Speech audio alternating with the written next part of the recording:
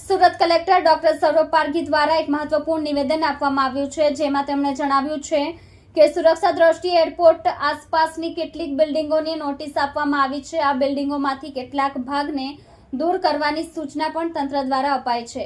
Ahmedabad plane crash બાદ સુરક્ષા મુદ્દે તંત્ર વધુ સતર્ક બન્યું છે। સુરત એરપોર્ટ આસપાસ ઊંચી બિલ્ડિંગોની દશા પર હવે ગંભીર ચિંતનના દાખલ થઈ રહી છે। આ મામલો હાલ ગુજરાત હાઈકોર્ટમાં છે અને એરપોર્ટ ઓથોરિટી ઓફ ઇન્ડિયાની સૂચનાઓ મુજબ કાર્યવાહી આગળ વધશે તેવું તંત્રએ સ્પષ્ટ કર્યું છે।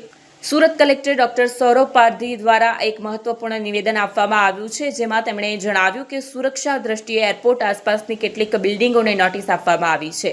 આ બિલ્ડિંગોમાંથી કેટલાક ભાગને દૂર કરવાની સૂચના પણ તંત્ર દ્વારા અપાઈ છે। કલેક્ટર ડોક્ટર પારઘીએ કહ્યું કે 5 થી 6 બિલ્ડિંગોની ઊંચાઈ પરમિશન લિમિટ કરતાં વધુ છે।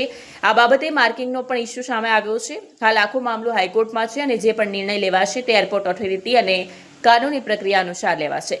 તંત્રના પગલાં એ દર્શાવે છે કે અમદાવાદ દુર્ઘટનાને પગલે હવે રાજ્યના અન્ય એરપોર્ટો પર પણ સુરક્ષા પગલાં કડક બનાવાશે। સુરતના રહેવાસીઓને ભવિષ્યમાં સમસ્યા ન થાય તે માટે પણ તંત્ર આગોતરા પગલાં લેવા મુંડીએ લાગી ગયું છે। કેમેરામેન હકીમ શેખ સાથે વસીમ હાસમીનો રિપોર્ટ, આઝાદ ન્યૂઝ, સુરત।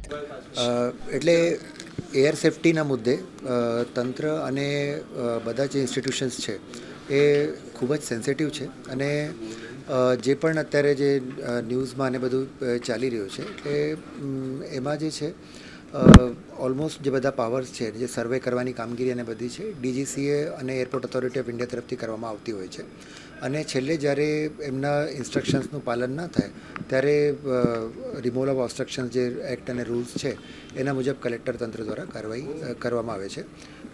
અત્યારે જે છે most of the building owners છે એ હાઈકોર્ટમાં છે અને એક ન્યાયાલયના વિચારાધીન છે એટલે આ બાબતમાં કમેન્ટ નહીં કરી શકાય। બટ જે પણ બિલ્ડિંગ્સમાં એરપોર્ટ ઓથોરિટી દ્વારા અમને કોઈ પણ સૂચના આપવામાં આવશે તો એ એક્ટ હેઠળ અમને મળેલ સત્તા મુજબ અમે બધી જ કાર્યવાહી કરવા બંધાયેલા છે। પરમિસિબલ લિમિટ કરતાં જે હાઇટનો ઇશ્યુઝ છે તો એમાં માર્કિંગ માટે જે છે એરપોર્ટ ઓથોરિટી ઓફ ઇન્ડિયા એ કરવાના છે અને એ અમને મળેથી આગળની કાર્યવાહી અમે હાથ ધરશું।